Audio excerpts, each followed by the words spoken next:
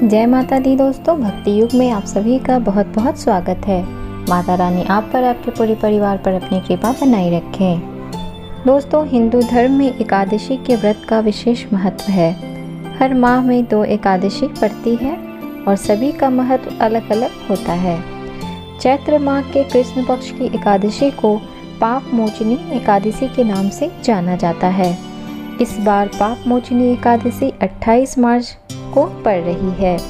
इस दिन विधि विधान से भगवान विष्णु की पूजा अर्चना की जाती है। जैसा कि इसके नाम से ही पता चल रहा है कि पाप मोचनी एकादशी उस सभी पापों से छुटकारा पाने के लिए होती है जो किसी ने अपने जीवन काल में किए होते हैं। पाप मोचनी एकादशी पापों से मुक्ति पाने वाली एकादशी है। इस दिन नियमानुसार व्रत रखने से भक्तों को विष्णु जी की कृपा प्राप्त होती है और सभी उनकी मनोकामनाएं जो भी उनके मन में हो वो पूरी हो जाती है। आइए जानते हैं कि पाप मोचनी एकादशी की तिथि क्या है, पूजा विधि क्या है और शुभ मुहूर्त क्या है। दोस्तों, सबसे पहले जानते हैं पाप मोचनी एकादशी की तिथि क्या है।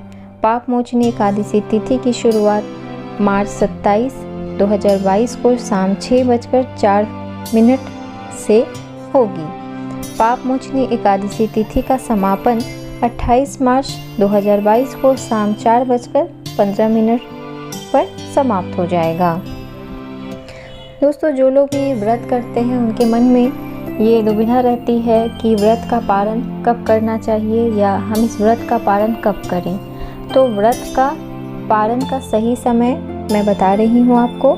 पाप मोचनी एकादशी के व्रत का सही समय है 29 मार्च को सुबह 6:15 से सुबह 8:43 तक किया जाएगा।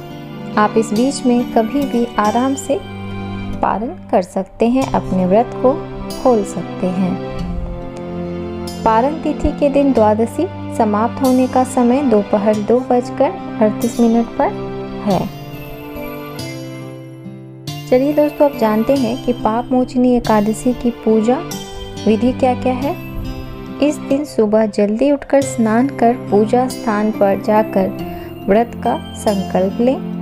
इसके बाद एक वेदी बनाकर उस पर पूजन करने से पहले 7 प्रकार के अनाज रखें।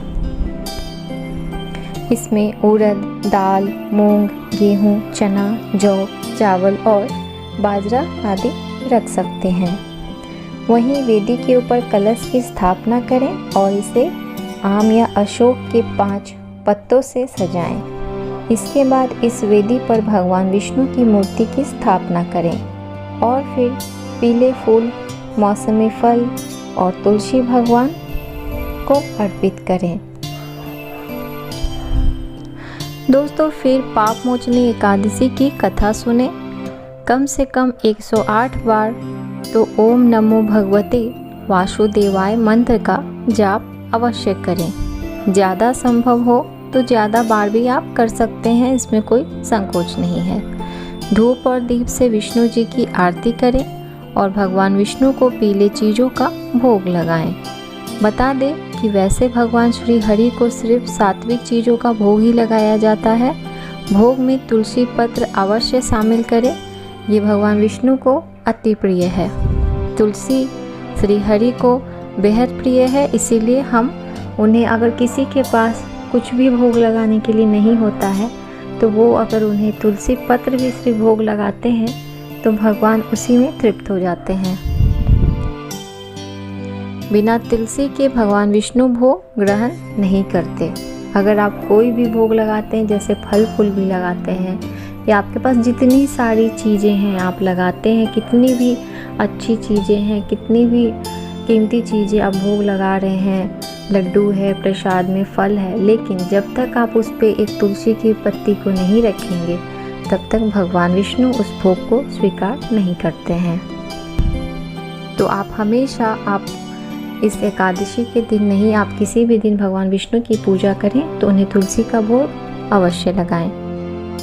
इस दिन ज़रूरतमंदों को भोजन या ज़रूरी सामान दान करें। व्रत के दौरान ब्रह्मचर्य व्रत का पालन करें। अगले दिन सुबह स्नान करके भगवान विष्णु की पूजा के बाद ही व्रत का पालन करें। स्नान के बाद किसी ब्राह्मण को भोजन कराएं और फिर शुभ मुहूर्त के व्रत खोलें। बता दें कि एकादशी व्रत में फलों का सेवन ही किया जाता है।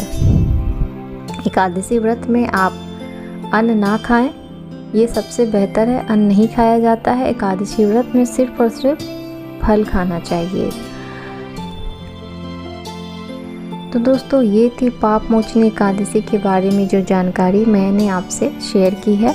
अगर आपको ये वीडियो अच्छी लगी हो तो मेरे वीडियो को एक लाइक ज़रूर दें, अपने दोस्तों के साथ ज़रूर शेयर करें। और अगर आप मेरे चैनल को पहली बार देख रहे हैं तो मेरे चैनल को सब्सक्राइब कर लें। मैं इसी तरह की जानकारी हमेशा लेकर आती रहती हूँ। धन्यवाद।